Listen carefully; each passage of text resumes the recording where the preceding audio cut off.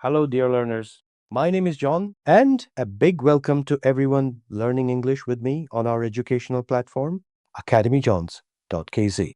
Today, we will study an important verb in English, verb to be. This verb is one of the most important verbs in English, and we use it very often in everyday communication. So let's begin.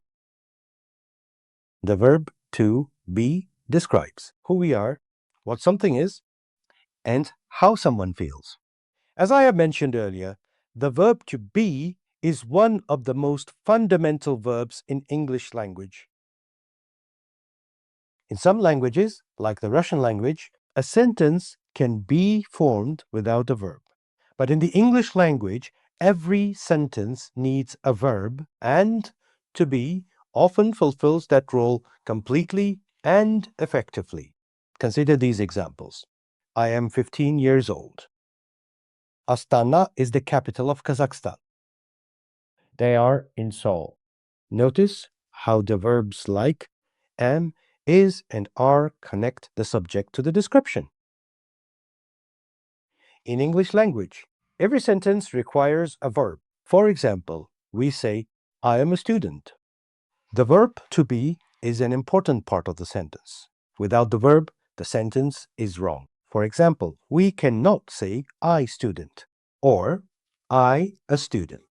We must say I am a student. It's time to learn the conjugation of the verb to be. The verb to be has three forms depending on the subject. With I, we use the form am. With you, we, and they, we use the form are. Remember, in present simple tense, he, she, and it always have ending s. So with he, she, and it, we use the form is. We will learn about the endings in details when we move to the topic present simple. Now, we are going to learn how to make affirmative sentences. These sentences are also called positive sentences. The structure for making affirmative sentence is simple. Subject plus be plus complement. Are you ready to make your first sentence with the verb to be? Let's start with the pronoun we know as I. I am a teacher. You are a student. You as a pronoun can be a singular or plural. In this case, you is used as a singular. In the next example, we will use you as a plural. You are students. So we have used you as a singular and as well as a plural. Next, let's use other pronouns. We are friends. They are students.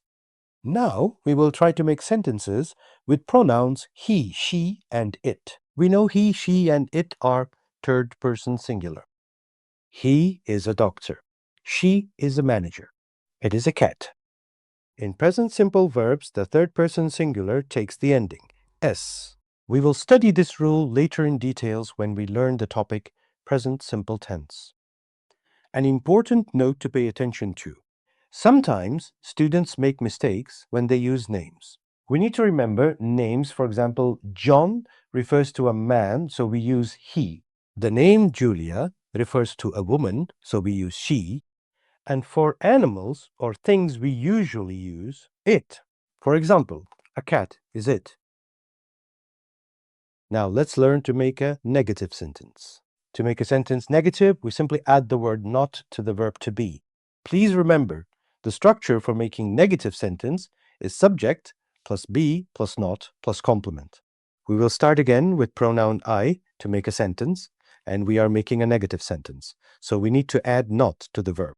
So our sentence is, I am not a teacher. Next we have pronoun you, and with the pronoun you, the negative form is, you are not a student. Again, please pay attention here. You as a pronoun can be a singular or plural. In this case, you is used as a singular. In the next example, we will use you as a plural. You are not students. So we have used you as a singular and as well as a plural. Next, let's just make negative sentences with other pronouns. We are not friends. They are not students. Now we are making negative sentences with third person singular, he, she, and it. He is not a doctor. She is not a manager. It is not a cat. So we have now learned how to make negative sentences. Good job. To make a question, we move the verb to be to the beginning of the sentence. The structure for making questions is be plus subject plus complement. Starting with pronoun I, we will make a question. Am I a teacher? Next, we move to the pronoun you. Are you a student? If you remember from previous examples of affirmative and negative sentences, you as a pronoun can be a singular or a plural. In this case, you is used as a singular. Now in the next example, we will use you as a plural. Are you students? So again, in these examples, we have used you as a singular and as well as a plural. It is time to make questions with other pronouns. Are we friends? Are they students?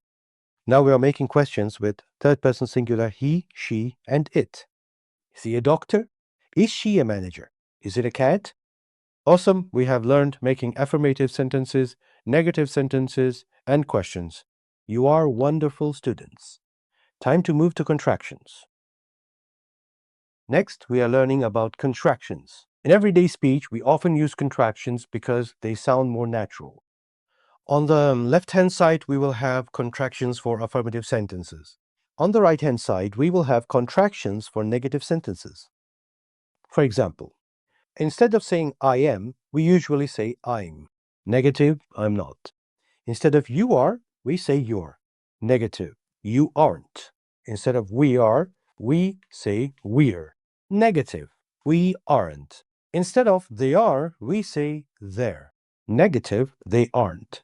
For the third person, he, she, and it. Instead of he is, we say he's. Negative, he isn't. Instead of she is, we say she's. Negative, she isn't. Instead of it is, we say it's. Negative, it isn't. Now let's review the main uses of the verb to be. We use the verb to be in several situations. First, for professions. For example, she is a manager. Second, for age. For example, she is 15. Third, for location. For example, I am in Seoul. Fourth, for feelings. For example, they are happy.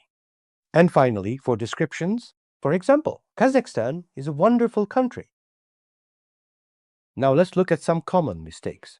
Remember, English sentences need the verb to be. For example, incorrect, he, teacher. Correct, he is a teacher. Another common mistake is with age. In English, we use the verb to be when we talk about age, not she has 15. Correct, she is 15.